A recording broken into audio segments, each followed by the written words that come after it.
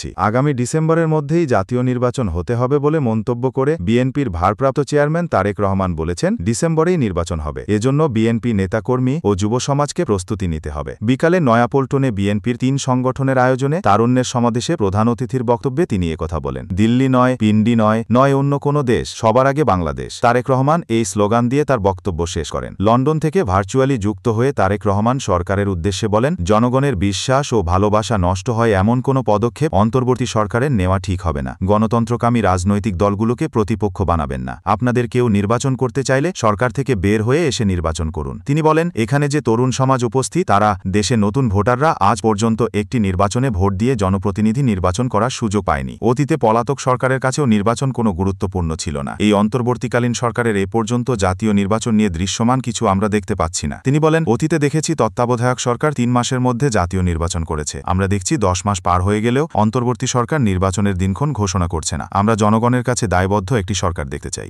আগামী ডিসেম্বরের মধ্যে জাতীয় নির্বাচন অনুষ্ঠিত হতে হবে। আবারও বলছি, আগামী ডিসেম্বরের মধ্যে জাতীয় নির্বাচন হবে। তিনি বলেন, দেশকে এগিয়ে নিয়ে যেতে বিএনপির একাধিক উন্নয়ন পরিকল্পনা রয়েছে। যে কোনো দলের কর্মসূচি বাস্তবায়ন করতে হলে দরকার নির্বাচিত সরকার। তবে জাতীয় নির্বাচন নিয়ে টালবাহানা চলছে। অল্প ও বেশি সংসদের মধ্যে ঘুরপাক খাচ্ছে এই আলোচনা। সমাবেশ ঘিরে সকাল থেকে নয়াপল্টনে নেতাকর্মীদের দিশের ঢল নামে। বিকেলে জনসমুদ্রে পরিণত হয় পুরো এলাকা। যুবদল, স্বেচ্ছাসেবক দল ও ছাত্র দলের আয়োজিত বিভাগীয় পর্যায়ের ধারাবাহিক এই কর্মসূচি ঢাকায় সমাবেশের মাধ্যমে শেষ হয়েছে। নয়াপল্টনে সমাবেশে বিএনপি কেন্দ্রীয় নেতাদের পাশাপাশি আয়োজক সংগঠনের নেতারা বক্তব্য রাখেন।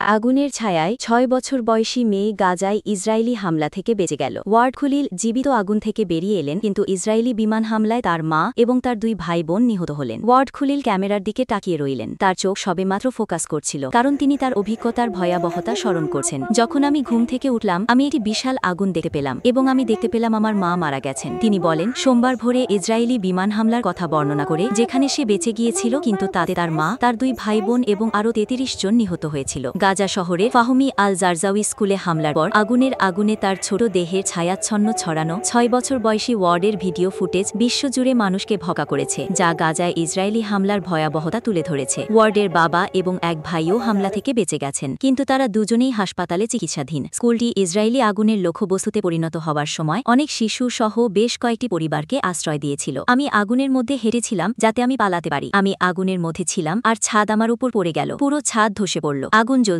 ওয়ার্ড বর্ণনা করেন, তার কণ্ঠে স্পষ্ট যন্ত্রণা। দেখছেন, আমার হাত এখানে পড়ে গেছে। তিনি ক্যামেরায় আঘাতে চিহ্ন দেখি।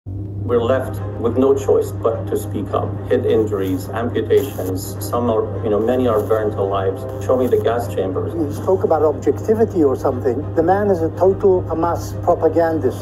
Fully 1/2 of Israeli Jews believe that Israel should conduct a genocide in Gaza. That is a lie. I know, Benny, everybody's lying. We are looking at the Holocaust live on 4K screens, and our politicians, our human rights organizations feel helpless. It may not be the death of absolutely everybody, but it means killing a lot of Palestinians and kicking the rest out of the area. And that is a genocide. A genocide is something which is carried out systematically. That's not what is happening. They may even have a genocidal mentality, but they do not control government policy. That's done by the generals, and unfortunately, in my mind, by a man called Netanyahu, who's totally corrupt and incompetent. At least 54 Palestinians were killed in 2 separate Israeli strikes overnight, including on a school which was sheltering displaced families. Israel says they were targeted attacks on a Hamas command center, but it's now undeniable that the civilian death toll from those bombardments and blockade is intolerable. The ugly ripples of this increasingly ugly war are still being felt across the whole world. A young couple were shot dead outside a Jewish museum in Washington, D.C. on Wednesday. Both were Israeli embassy staffers. Suspected gunman, Elias Rodriguez, told officers, "I did it for Palestine." There's been a big reaction to what I said last week, with many of Israel's backers attacking me with the same venom that pro-Palestinians tend to do. And they don't like what I have to say the other way around. So let me just be clear again. I don't pick sides. I try to follow the facts and call out extremism on both sides. When facts change, so do my opinions. And if your opinions don't change when facts change, then maybe you're the problem, not me. What is clear to me is that what started as a justified war, Israel's right to defend itself against a horrific terrorist attack, has become something that has crossed any line. And that is why this war has got to end, and it has to end very soon. In a moment, I'll talk to Benny Morris and Norman Finkelstein. But first, 1 year after he spoke to me from a hospital inside Gaza, I'm joined by the American medic, Dr. Mossab Nasser. Well, Dr. Nasser, great to have you back on Uncensored, albeit in even more appalling circumstances than the last.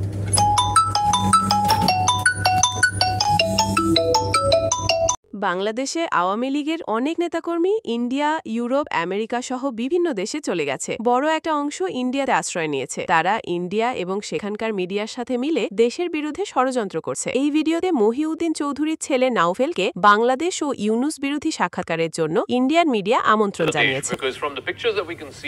There seems to be an open war going on between the army chief, General Zaman, the head of the interim government, Professor Mohammad Yunus.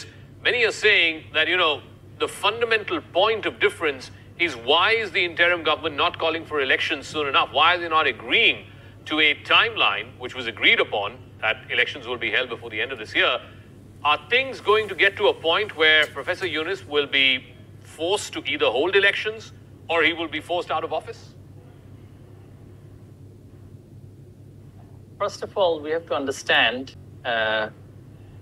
how Mr. Yunus has come to this position. He had political ambition in the past, which had failed, and subsequently he had tried to dislodge democratically elected governments in the past by writing to his foreign backers. And this is for the first time in his life, he has found an opportunity to get state power and do what he thinks is right for the nation. The man has no mandate, neither from the public nor from the political parties. They have claimed that the army chief had invited him to take up the position of chief advisor, although the constitution does not have any provision for the position of chief advisor. They had claimed that there was some kind of presidential reference to the Supreme Court, which was heard by the full bench of the court, and this was the decision. None of this was eventually shown to the public, although petitions after petitions were filed to the court to show whether there was any judicial instruction or order. So, as he does not have any mandate, neither legal nor political, he's trying to create a constitutional anarchy. And one of the ways that he is trying to do this is by discussing in a never-ending manner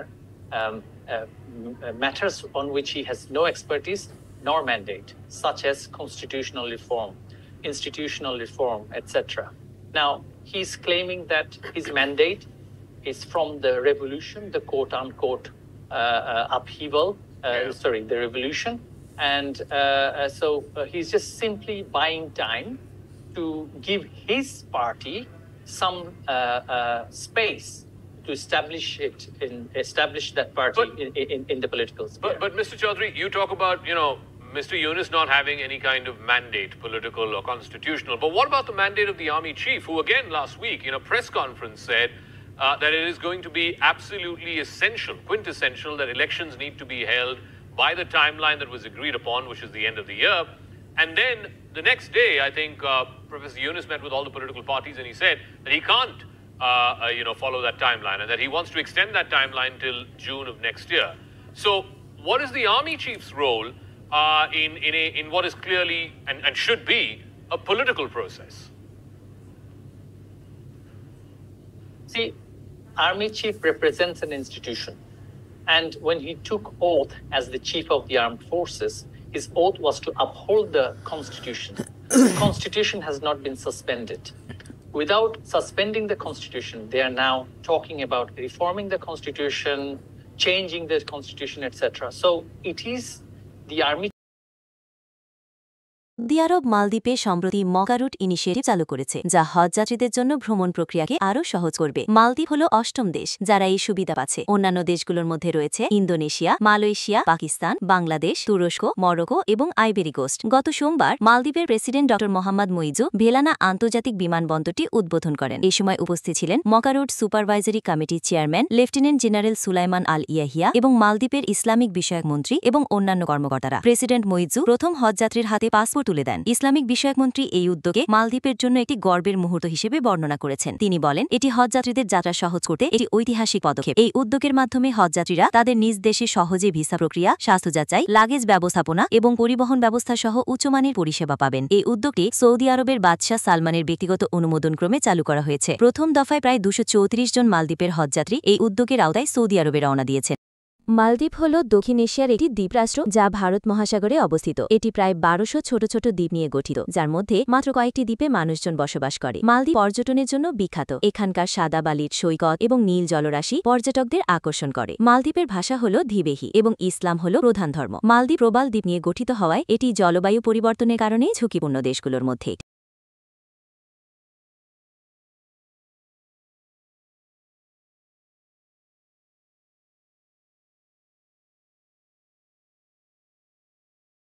BNP আজ একটা জরুরি সাংবাদিক সম্মেলন আয়োজন করেছে।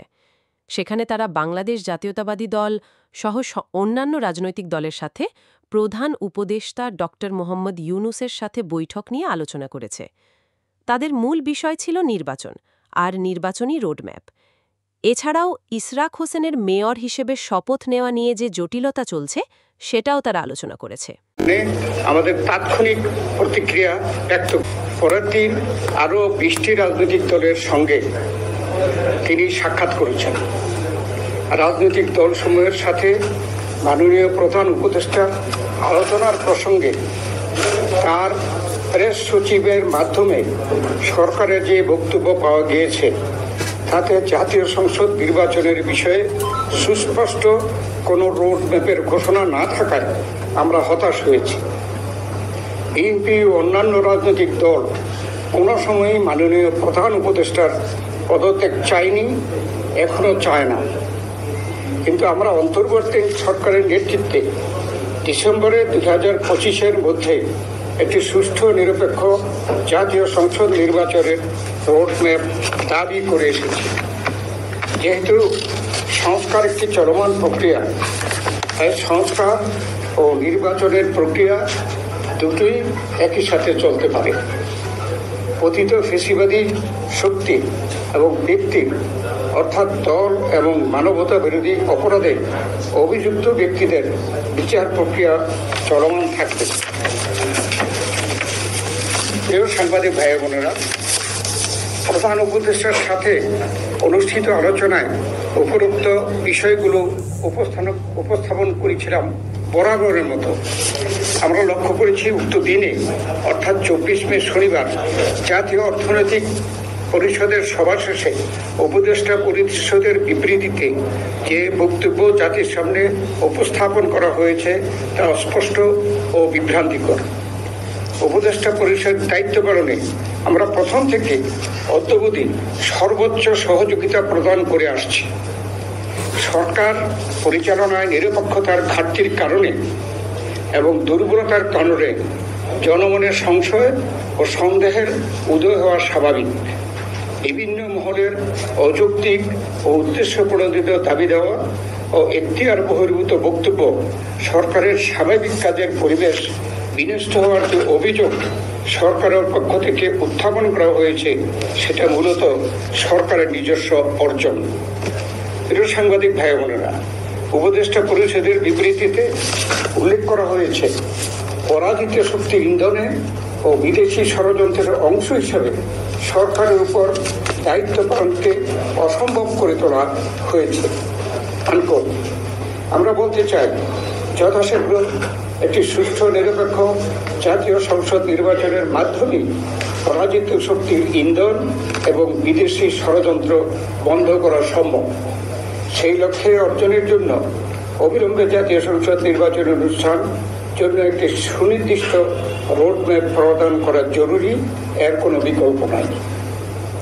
দেশকে স্থিতিশীল রাখতে নির্বাচন, বিচার ও সংস্কার কাজ এগিয়ে নিতে এবং চিরতরে এদেশে স্বৈরাচারের আগমন প্রতিহত করতে ফেসিবাদ বিরোধী বৃহত্তর জাতীয় ঐক্য প্রয়োজন।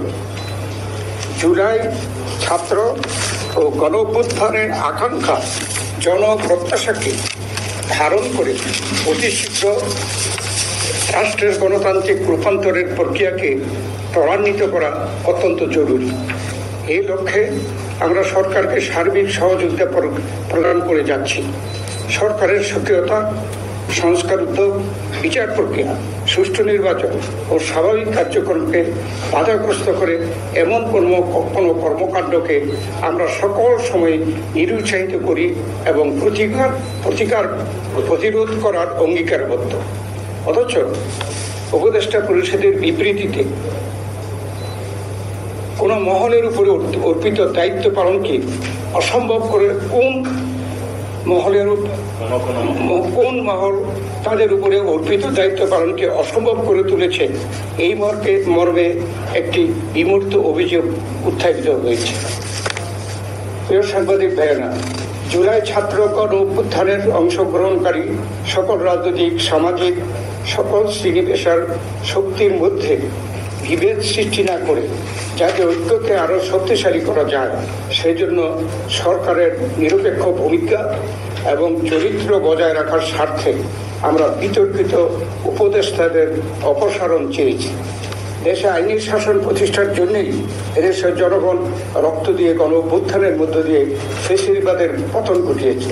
অত সরকারের সাম্প্রতিক কর্মকাণ্ডে জনমনে এ বিষয়ে সংশয় সৃষ্টি হয়েছে। ঢাকা দক্ষিণ সিটি কর্পোরেশনের মেয়র পদে জনাব ইশাক হোসেনের পক্ষে আদালতের রায় অনুযায়ী গেজেট নোটিফিকেশন হয়েছে, অথচ সরকার আজ পর্যন্ত তার শপথ গ্রহণের কোনো ব্যবস্থা গ্রহণ করেনি। আমরা আশা করি কাল বিলম্ব না করে সরকার তার শপথ গ্রহণের ব্যবস্থা নিতে। জুলাই ছাত্র গণ অভ্যুত্থানের আকাঙ্ক্ষাকে ধারণ করে মানুষের হারানো গণতান্ত্রিক অধিকার, সাংবিধানিক অধিকার, মানবাধিকার সহ ভোটাধিকার নিশ্চিত করার লক্ষ্যে যথাশীঘ্র জনপ্রত্যাশা অনুযায়ী একটি নির্বাচিত রাজনৈতিক সরকার প্রতিষ্ঠায় এখন সর্বোচ্চ অগ্রাধিকার। তাই আমরা একটি সুষ্ঠু, অবাধ, নিরপেক্ষ নির্বাচনের মাধ্যমে ডিসেম্বর 2025-এর মধ্যে একটি জাতীয় সংসদ গঠনের জন্য অবিলম্বে সুনির্দিষ্ট রোডম্যাপ ঘোষণার দাবি জানাচ্ছি। এই সর্বোচ্চ জন আকাঙ্ক্ষাকে সর্বোচ্চ অগ্রাধিকার দেওয়া বর্তমান অন্তর্বর্তী সরকারের প্রধানত এজেন্ডা হওয়া উচিত বলে জনগণ মনে করে। এর অন্যথা হলে জনগণের দল হিসাবে বিএনপির পক্ষে এই সরকারের প্রতি সহযোগিতা অব্যাহত রাখা কঠিন হয়ে দাঁড়াবে। দেশের স্থিতিশীলতা বজায় রাখার স্বার্থে আইন শৃঙ্খলা পরিস্থিতির অবনতি রোধকল্পে নিত্য প্রয়োজনীয় দ্রব্যমূল্য জনগণের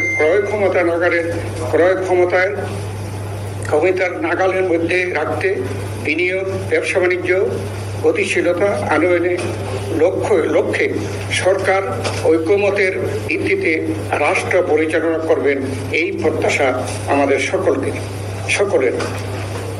আপনাদের ধৈর্য সহকারে আমাদের বক্তব্য শোনার জন্য আপনাদের সকলকে ধন্যবাদ। আল্লাহ হাফেজ। বাংলাদেশ জিন্দাবাদ। ধন্যবাদ আপনাকে। সব কথাই তো বলে ফেলেছি, আর কি জিজ্ঞেস করবেন?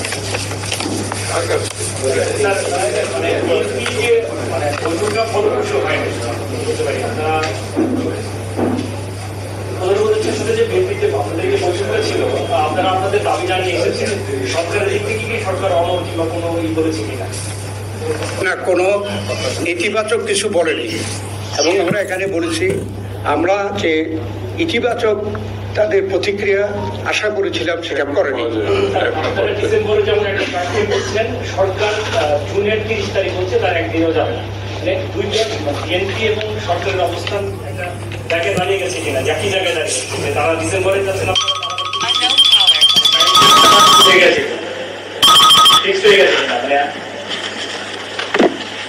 আমরা আমাদের দাবি শুধু এই কয়েকদিনে না, এটা কিন্তু আগের থেকেই বলছি। কেননা ডিসেম্বরকে আমরা মনে করছি যে নির্বাচনের জন্য উপযুক্ত সময়, সেজন্য আমরা এটা বলেছি। এখনো আমরা সেই কথার মধ্যে আছি।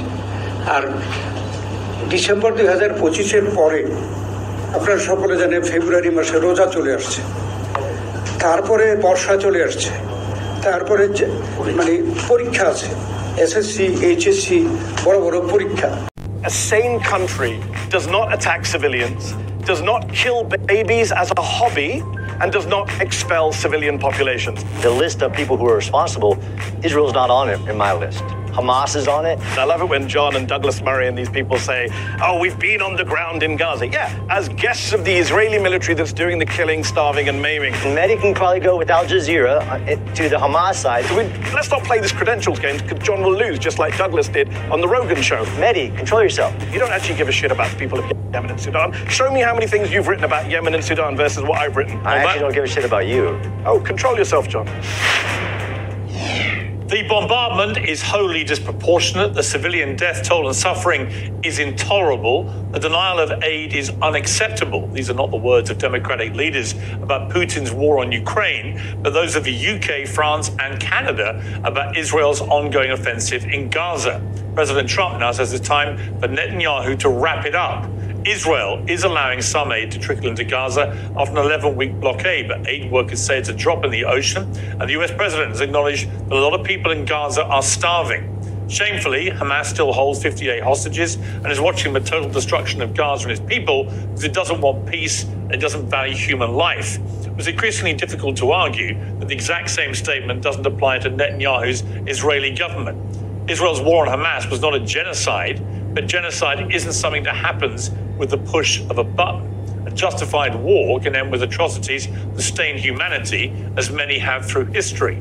So who is going to stop this one before it does, if it hasn't already? Well, joining me now is Mehdi Hasan, the Editor-in-Chief and CEO of Zatea, and retired Major John Spencer, Chair of Urban Warfare Studies at the Modern War Institute. Okay, let's get into this. Mehdi, welcome back to Uncensored. Listen, you and I have talked about this war in Gaza ever since it started, this phase of the 75-year conflict. And I have resisted going as far as you have done in your criticism of the Israeli government. I resist no more. I think we've reached common ground about what we view is happening and has been happening through this period of this blockade, which frankly is just starvation of the people there, including so many innocent young women and children. And I think that the incessant bombing and killing, and we don't know how many civilians have been killed, but it is on a daily basis. It looks like hundreds of people every day, with no apparent attempt, it seems to me, to have any real plan for how this ends or what happens when it ends, other than if you look at what Smotrich has been saying, probably the most right-wing member of a very right-wing government, he is talking in a genocidal language about kicking all the Palestinians out. So I think you and I have reached a place in the last few weeks where we are in agreement. But my question for you, Mehdi, is how does this end? I don't know the answer to that question, Piers, and I'm glad we're in agreement. I wish we weren't. Actually, I wish I had been wrong and you were right. I wish that a year ago when I said on your show, you said, well, if it's not about the hostages, what's it about? And I said, it's about depopulating Gaza. It's about conquering Gaza. I wish I'd been wrong. But as you said, Bezalel Smotrich, the finance minister in the Israeli government, said this week, we are there to conquer, cleanse, and remain. Those are his words. We are disassembling Gaza, he said. We are leaving it as piles of rubble. He says, we're doing something that no one's done in the world before. He bragged out loud, and he said, yes, the Gazans will have to leave. So all of those things are stuff some of us were saying last year. I wish we hadn't been vindicated in this horrific way. The killing is ongoing. The starvation is ongoing. And look, I do hope that a dam is bursting. You mentioned the genocide word. Shmuel Lederman, who is an Israeli researcher of genocide, spent much of 2024 saying it's not a genocide, it's not a genocide. He was interviewed by a Dutch newspaper last week. He said, I've changed my position. It is a genocide. He said, in my field, there's a consensus among genocide scholars that it's a genocide. In fact, that Dutch newspaper interviewed 7 leading scholars of genocide. Every single one said, we think what's happening in Gaza is a genocide. In fact, this week, Piers, you have an Israeli former general, Yair Golan, saying a sane country does not attack civilians, does not kill babies as a hobby, and does not expel civilian populations. That is Yair Golan, the former deputy chief of the Israeli military, prominent Israeli politician, with a hero on October 7th, fought Hamas himself on October the 7th. This is what he said this week. Okay, John Spencer, you've been kind of putting a lot of faces there. You obviously don't agree. But you know, given that so many allies of Israel are now raising massive alarm bells about what is happening, you can't be comfortable, surely, with what is going on in Gaza, are you? Absolutely not. I think it's horrible. I think there are people suffering. I just am not misinformed on who is the cause of that suffering, that it isn't Israel.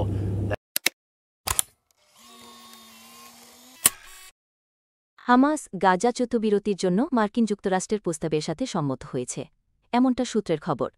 চুক্তি চূড়ান্ত হলে 60 দিনের যুদ্ধবিরতি হবে এবং 2 পর্যায়ে 10 জন জীবিত এবং আরও কয়েকজন মৃত বন্দীকে ফিলিস্তিনি বন্দীদের বিনিময়ে মুক্তি দেওয়া হবে। শুরুতে 5 জন ইসরায়েলি বন্দীকে মুক্তি দেওয়া হবে আর বাকি 5 জনকে 60তম দিনে। এদিকে ইসরায়েলি বাহিনী গাজা শহরের একটি স্কুলে বোমাবর্ষণ করেছে, যেখানে বহু মানুষ আশ্রয় নিয়েছিল। এতে কমপক্ষে 36 জন ফিলিস্তিনি নিহত হয়েছেন, যাদের মধ্যে অনেক শিশুও ছিল। সব মিলিয়ে সোমবার ভোর থেকে হামলায় 50 জনের বেশি নিহত হয়েছেন। এদিকে গাজায় ত্রাণ সহায়তা প্রদানকারী একটি বিতর্কিত মার্কিন সমর্থিত গ্রুপের প্রধান স্বাধীনতা এবং নিরপেক্ষতা নিয়ে উদ্বেগ প্রকাশ করে পদত্যাগ করেছেন। গাজায় ইসরায়েলি হামলায় ফলে গাজা স্বাস্থ্য মন্ত্রণালয়ের ওত অনুযায়ী কমপক্ষে 53,977 জন ফিলিস্তিনি নিহত হয়েছেন এবং 1,22,966 জন আহত হয়েছেন। সরকারি মিডিয়া অফিসের তথ্য সংখ্যা 61,700-রও বেশি এবং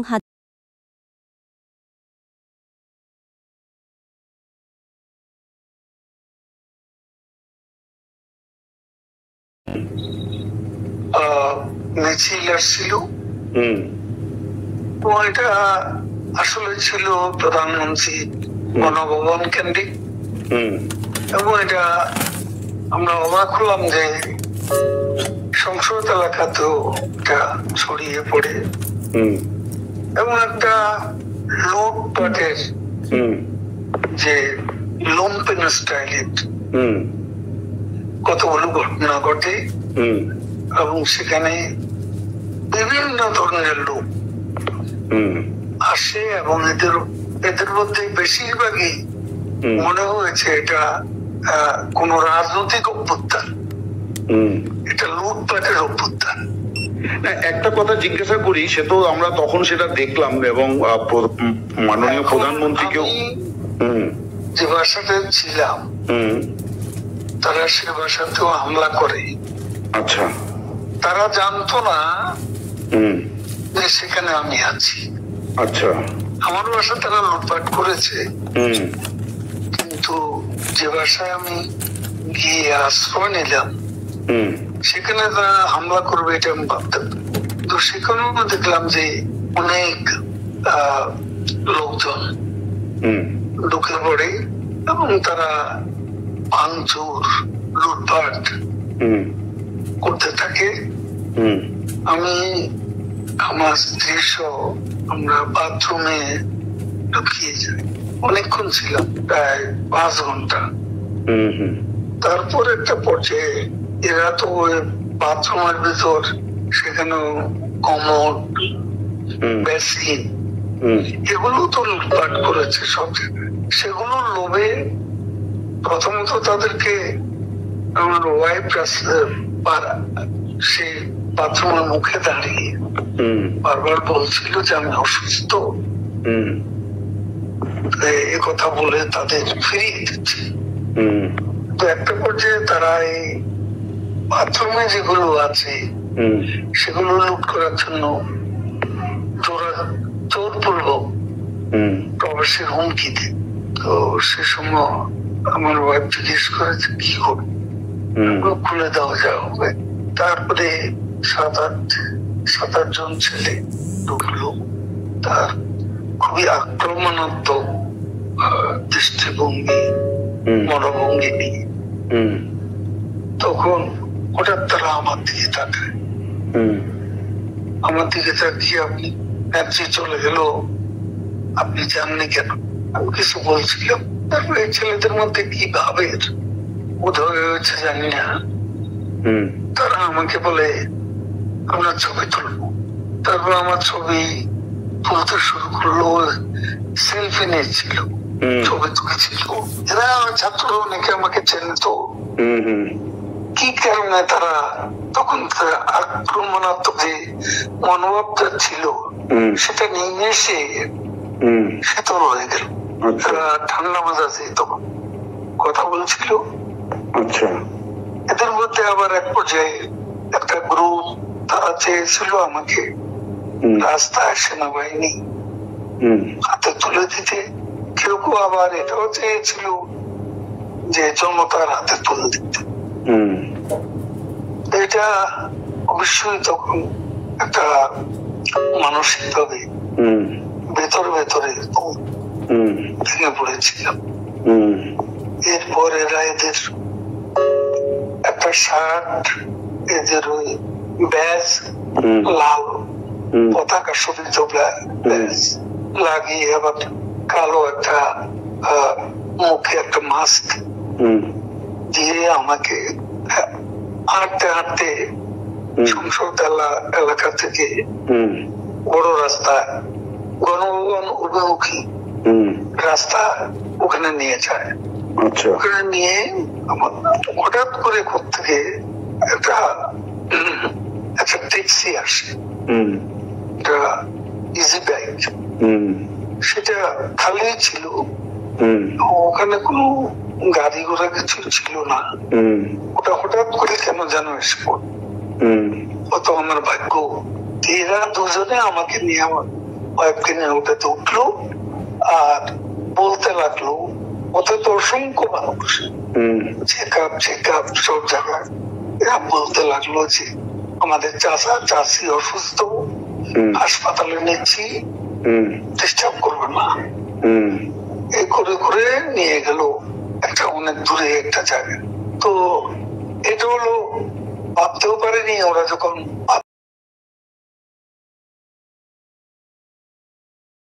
আমরা এটা প্রকাশ্যভাবে দাবি করে আসছি। সুষ্ঠু, নিরপেক্ষ ও অবাধ নির্বাচন অনুষ্ঠানের উদ্দেশ্যে সরকারের নিরপেক্ষতা বজায় রাখার স্বার্থে বিতর্কিত উপদেষ্টা বাদ দিয়ে উপদেষ্টা পরিষদ পুনর্গঠনের জন্য আমরা দাবি জানিয়েছি। বিএনপির প্রতিটি নেতা কর্মী ব্যক্তিগতভাবে, রাজনৈতিকভাবে, পারিবারিক সবচেয়ে বেশি আওয়ামী লীগের আমলে, এবং সেই জন্য আওয়ামী লীগের সবচেয়ে বেশি দাবি করে